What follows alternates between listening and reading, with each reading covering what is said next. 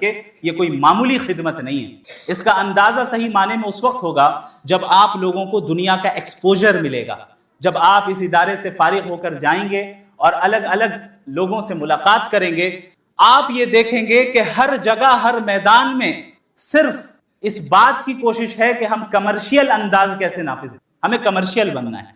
کوئی ایک منٹ بغیر پیسے کے دینے کے لیے تیار نہیں ہے۔ ہمارے اساتذہ کرام جو اس ادارے میں دن رات محنت کرتے ہیں اور ایسی صلاحیتوں کے ساتھ ہیں جو صلاحیتیں عموماً ان کمرشل انڈسٹریز کے لوگوں کو حاصل نہیں ہیں، اس کے باوجود ہمیں وہ وقت دیتے ہیں، اس کے باوجود ہماری وہ فکر کرتے ہیں، ہماری رہنمائی کرتے ہیں۔ یاد رکھیں اس سے بڑی نعمت اس وقت آپ لوگوں کو کوئی اور بڑی نعمت، اس سے بڑی نعمت آپ کو حاصل نہیں۔ ضروری یہ ہے کہ ہم اس نعمت کی قدر کر لیں۔ اللہ رب العالمین کی یہ سنت ہے، اس کا یہ طریقہ ہے کہ جو شخص اللہ کی نعمت کا شکر ادا کرتا ہے، اللہ کی نعمت کی قدر کرتا ہے، اللہ اس نعمت میں اضافہ کرتا ہے، اور جو شخص اللہ کی نعمت کی ناقدری کرتا ہے، اللہ اس سے اس نعمت کو چھین کر ایسے شخص کو دے دیتا ہے جو اس کا مستحق ہو۔ لہٰذا اس بات کا عزم کر لیں کہ ہم جس قیمتی ایام سے گزر رہے ہیں، ہم جس مرحلے سے گزر رہے ہیں، اس کی ہم بھرپور قدر کریں گے، ناشکری نہیں کریں گے، اس سے ہم استفادہ کریں گے، اور ٹھیک ٹھیک جو ہے جس انداز میں ہمیں فائدہ حاصل کرنا چاہیے وہ کریں گے۔ یاد رکھیں، میں پھر بتا دوں، فخر کے طور پر نہیں، صرف تحدیث بن نعمت کے طور پر اور آپ حضرات کی ترغیب کے لیے یہ بات بتا رہا ہوں کہ میں نے اپنے طالب علمی کے زمانے میں، ابھی بھی طالب علمی ہو، یعنی دارالعلوم ندوۃ العلماء میں جو طالب علمی کے ایام گزرے، میں نے ایک چیز کا بڑا اہتمام کیا، وہ یہ تھا کہ اپنے بڑے اور اپنے اساتذہ کی اطاعت، ندوے کے انتظامیہ کی اطاعت، ندوے کے بنائے ہوئے اصولوں کی اطاعت، میں نے اس کی بھرپور کوشش کی۔ یہاں تک کہ الحمدللہ کئی مہینے گزر جاتے تھے، کسی ایک گھنٹے میں بھی غیر حاضری میں نہیں کرتا تھا، اور صرف اس نیت سے کہ کہیں ایسا نہ ہو کہ ایک گھنٹہ بھی اگر چھوٹ جائے تو اس کی برکت ختم نہ ہو۔ اور یقین جانیے امتحان کے ایام میں جس طرح آپ حضرات بہت پریشان ہو جاتے ہیں، پھر اگر آپ نے پابندی کی، حاضری کی، اور کلاسز میں پابندی سے آپ حاضر رہے تو آپ کے لیے امتحان کا مرحلہ بڑا آسان ہو جاتا۔ اس بات کی ہم نے پابندی کی کہ میرے اساتذہ کرام، میرے مشائخ مجھ سے جو کہتے میں وہ کرتا۔ اگر مجھ سے کہا جاتا کہ آپ کو مغرب کے بعد دارالمطالعہ میں بیٹھنا ہے تو میں بیٹھتا تھا، میں ناغہ نہیں کرتا تھا، الا یہ کہ کوئی شدید عذر ہو۔ مجھ سے کہا جاتا کہ آپ کو ندوے کے باہر نہیں جانا ہے تو میں نہیں جاتا تھا، جبکہ میں دیکھتا تھا بہت سے افراد ایسے تھے جو نہیں سنتے تھے، جو اساتذہ کی اطاعت نہیں کرتے تھے، وہ چلے جاتے تھے، یا اسے سمجھتے تھے کہ یہ ہم پر زیادتیاں ہو رہی ہیں، ہمیں قید کر دیا گیا ہے۔ لیکن آج مجھے اس کے پیچھے کی حکمتیں سمجھ میں آتی کہ ہمارے اساتذہ کرام کیوں ہمیں اس بات کا پابند بناتے تھے کہ آپ کو ندوے کے کیمپس کے باہر نہیں جانا ہے، آپ کو مغرب سے عشاء تک دارالمطالعہ میں بیٹھنا ہے تو بیٹھنا ہے، آپ کو نمازوں کی پابندی کرنی ہے تو کرنی ہے، کلاسز میں غیر حاضری نہیں کرنی ہے تو نہیں کرنی ہے۔ ان تمام چیزوں کو کرنے کے بعد میں سمجھتا ہوں کہ اللہ رب العالمین نے اسی کے نتیجے میں جو کچھ بھی آپ نے 20 دسمبر کو دیکھا وہ حاصل ہوا، اللہ رب العالمین کا فضل رہا۔ لہٰذا آپ تمام حضرات کو میں ایک مشورہ دیتا ہوں، چونکہ آپ میرے چھوٹے بھائی کی طرح ہیں، اور میں ان ایام سے گزرا ہوں جن ایام میں سے ابھی آپ گزر رہے ہیں۔ مجھے یاد ہے کہ ایک مرتبہ حضرت مولانا محمد الرابع الحسنی الندوی رحمت اللہ علیہ کا اسی مسجد میں خطاب چل رہا تھا، اور میں وہی اسی جگہ پر کہیں بیٹھا تھا۔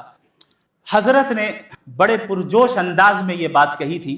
حضرت کا جو مزاج تھا اور ان کی جو طبیعت تھی وہ بڑی نرم طبیعت تھی، لیکن اس وقت جس لہجے میں اور جس انداز میں اور جس پرجوش انداز میں وہ جملہ انہوں نے کہا تھا، ہم سب بالکل بہت زیادہ چوکنے ہو گئے، اور بالکل ہم ان کی طرف متوجہ ہو گئے کہ ضرور حضرت کچھ چاہتے ہیں ہم سے۔ حضرت نے یہ کہا تھا کہ آپ میں سے جو اس وقت بے مقصدیت میں مبتلا ہے وہ ابھی اسی مسجد سے اٹھ جائے اور اس ندوے سے نکل جائے۔ یہ حضرت کا مزاج نہیں تھا اس طرح کے جملے کہنے کا عام حالات میں، لیکن حضرت نے یہ جملہ کہا تھا۔ آپ اس سے اندازہ لگائیں کہ کس کڑھن کے ساتھ جو ہے یہ جملہ کہا ہوگا، کس درد کے ساتھ یہ جملہ کہا ہوگا، کس امید کے ساتھ یہ جملہ کہا ہوگا کہ آپ اگر اس ادارے میں ہیں اور ندوۃ العلماء آپ کی ہر اعتبار سے خدمت کر رہا ہے تو وہ آپ سے کچھ چاہتا ہے، اور وہ اپنے لیے نہیں چاہتا، ادارے کے اساتذہ اپنے ذاتی مفاد آپ سے کچھ نہیں چاہتے، وہ یہ چاہتے ہیں کہ آپ بن جائیں اور ایسی شخصیات بن جائیں جو پوری دنیا کی قیادت آپ کے ہاتھ میں، جن کے ہاتھوں میں پوری دنیا کی قیادت ہو۔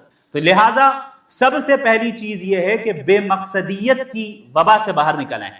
یہ ایک وبا کی طرح یہ چیز پھیلتی کہ کوئی مقصد ہی نہیں ہے، بس گھر والوں نے بھیج دیا، آ گئے، پڑھ رہے ہیں، اب چاہے ہمارا کوئی مقصد ہو یا نہ ہو، بس گھر والوں نے بھیج دیا، آگے کچھ اور کرنے کو ہے نہیں، کچھ اور کر نہیں سکتے تو چلو مدرسے چلتے ہیں۔ یاد رکھیں ندوے کا یہ مقصد نہیں ہے، ندوے کا قیام اس لیے نہیں ہوا، لہٰذا ندوۃ العلماء کی فکر کو سمجھنا ضروری ہے۔ یہ ایک تہذیب ہے، یہ ایک ثقافت ہے جو آپ کو سلیقہ سکھاتی ہے، اس ثقافت کا لحاظ رکھنا ضروری ہے کہ کب ہمیں کیا بولنا ہے، کس انداز میں بولنا ہے، کتنا بولنا ہے، کس کو بولنا ہے، ان تمام چیزوں کو سمجھنا ہے۔ ہمارا چلنے کا انداز کیسا ہو، کھڑے رہنے کا انداز کیسا ہو، ٹوپی پہننے کا انداز اور سلیقہ کیا ہو، کپڑے پہننے کا انداز کیا ہو۔ ابھی ٹوپی کہنے کے بعد آپ حضرات ٹوپیاں سیدھی کر رہے ہیں، اس کا مطلب یہ ہے کہ آپ نے اس چیز کو سمجھا نہیں۔ یہ چیز ہمیں جاننا ہے اور یہ بہت بڑی خوبی ہے، یہ کوئی ہنسنے کی بات نہیں ہے، یہ ندوے کی خوبی ہے۔ میں نے اپنے اساتذہ کو دیکھا ہے کہ درس کے دوران ہمارے اساتذہ اس کی طرف توجہ دلاتے کہ باڈی لینگویج آپ کی کیسی ہونی چاہیے۔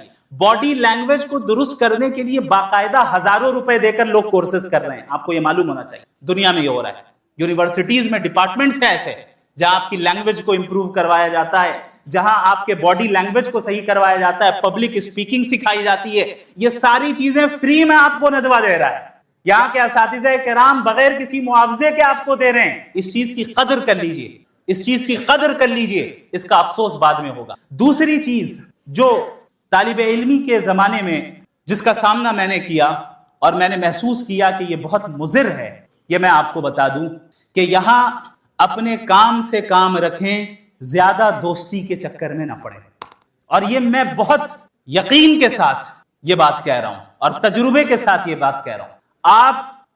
آپ کی پوری توجہ آپ کی تعلیم کی طرف ہونی چاہیے۔ دوستی، تعلقات، یہ ساری چیزیں ثانوی درجے کی چیز ہے، سیکنڈری درجے کی چیز۔ اگر دوستی، تعلقات آپ کی تعلیم کو متاثر کر رہے ہیں تو یاد رکھیں اب آپ غلط ٹریک پر آ گئے۔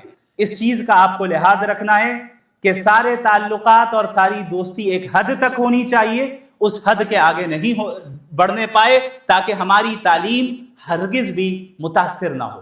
تیسری چیز، ندوۃ العلماء اور اپنے ادارے کے انتظامیہ کا ساتھ دینا، یہ بہت اہم کام ہے۔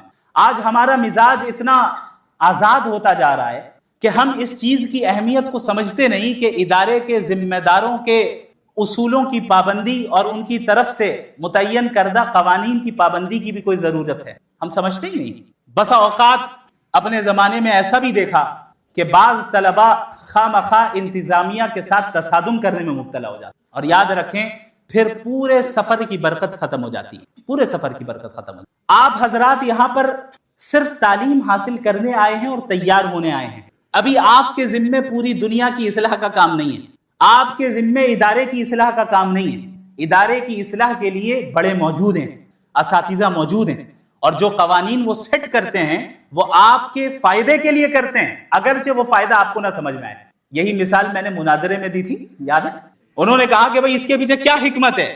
ہم نے بتایا کہ بھائی آپ مکمل حکمت والے نہیں ہیں، جو مکمل حکمت والی ذات ہے اس کی تمام حکمت آپ کو سمجھ میں آ جائے یہ ممکن نہیں۔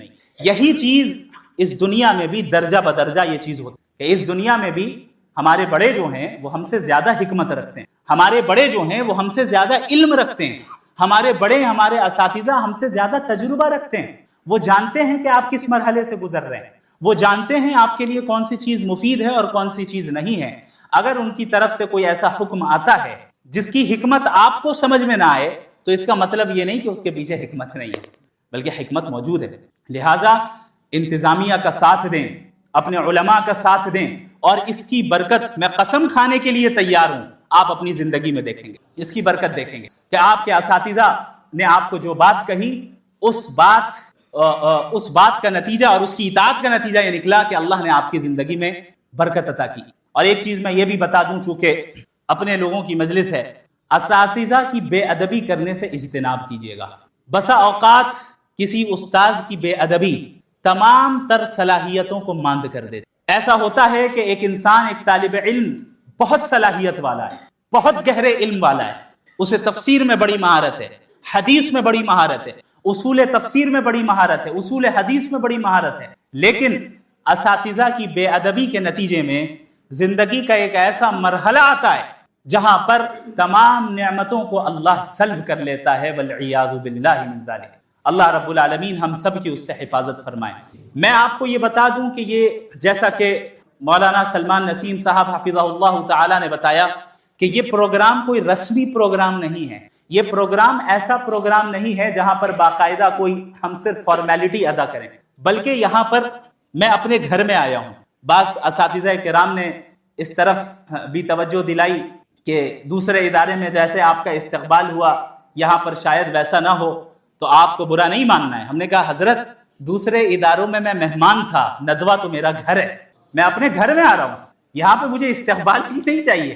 آپ حضرات سے ملاقات یہی میرے لیے اعزاز ہے. آپ حضرات سے ملاقات کا موقع مل جانا اور یہاں کے طلبہ اور اپنے بھائیوں سے تھوڑی دیر کے لیے گفتگو کرنے کا موقع مل جانا اور اس جگہ پر کھڑے ہو کر گفتگو کر لینے کا موقع مل جانا، اس سے بڑا اعزاز میرے لیے اور کچھ نہیں ہو سکتا. لہٰذا آپ ایک ایسے شخص کو سن رہے ہیں جو پرانا مریض ہے، تو پرانا مریض جدید مریض کو چند صلاح دے رہا ہے. ہم سب اسی سفر سے گزرے ہیں اور ہم سب بعض غلطیاں کر جاتے ہیں، لیکن یاد رکھیں اگر ہم سے غلطیاں ہو جائیں تو ان غلطیوں سے رجوع کرنا، توبہ کرنا، اپنی اصلاح کرنا، اپنے اساتذہ کی اطاعت کو قبول کر لینا اور ندوے کی فکر کو سمجھنا یہ بہت ضروری ہے. ورنہ ایسا بھی دیکھا جا رہا ہے کہ ندوے سے پڑھ کر نکل رہے ہیں لیکن ندوۃ العلماء کی فکر اپنے اندر نہیں رکھتے ہیں. ندوۃ العلماء جیسا کہ میں نے بتایا شعور کو پیدا کرنے کا نام ہے. ندوۃ العلماء ایک مشن دیتا ہے. اور یاد رکھیں یہ جو آج الحاد کے خلاف میں کام کر پا رہا ہوں اس کی اصل فکر مجھے ندوۃ العلماء سے ہی ملی، اور بالخصوص حضرت مولانا ابو الحسن علی الحسنی الندوی رحمہ اللہ کی تحریروں سے ملی. جب آپ حضرت کی تحریروں کو پڑھیں گے تو آپ کو اندازہ ہوگا کہ مغربی تہذیب کے خلاف وہ کب لکھ رہے ہیں. ایسا محسوس ہو رہا ہے کہ شاید آج کے لیے وہ لکھ رہے ہیں. انہوں نے ہی فرمایا کہ مجھے یقین ہے کہ اگر آج ابو حنیفہ، امام مالک، امام شافعی، احمد بن حنبل رحمہم اللہ اجمعین بھی زندہ ہوتے تو شاید تھوڑی دیر کے لیے فقہ کی تدوین کو بھی روک دیتے اور الحاد جدید اور مغربی تہذیب کے مقابلے میں لگ جاتے. حضرت نے یہ فکر دی، حضرت کی تحریروں سے یہ فکر ملی، ندوۃ العلماء سے یہ فکر ملی، پھر اس فکر کو لے کر میں آگے کچھ کام کر پایا اور کر رہا ہوں. اللہ رب العالمین سے دعا گو ہوں کہ اللہ مجھ سے بھی اور آپ سب سے دین کا کام لیتا رہے. اللہ رب العالمین ہم سب کو دین کا تفقہ عطا فرمائے، دین کی سمجھ عطا فرمائے، دین پر عمل کرنے والا بنا دے، ندوۃ العلماء کی قدر کرنے والا بنا دے، یہاں کے اساتذہ کی قدر کرنے والا بنا دے، ندوۃ العلماء کی انتظامیہ کا ساتھ دینے والا بنا دے، باغیانہ مزاج سے ہم سب کی حفاظت فرما دے اور مطیعانہ مزاج ہم سب کو عطا فرما دے، اور اللہ رب العالمین ہم سب کو قبول فرمائے اس دنیا میں بھی اور آخرت میں بھی. میں سمجھتا ہوں کہ ضرورت سے زائد میں نے گفتگو کر لی اپنے اساتذہ کی موجودگی میں، لہٰذا میں معذرت بھی چاہتا ہوں اپنے تمام اساتذہ کرام سے. بس جو کچھ آپ حضرات سے سیکھا تھا اسی کا خلاصہ پیش کرنے کی میں نے کوشش کی ہے. جو بھی کمی کوتاہی ہوئی ہو آپ حضرات معاف فرمائیں. اللہ رب العالمین آپ تمام حضرات کو جزائے خیر عطا فرمائے. وآخر دعوانا ان الحمد للہ.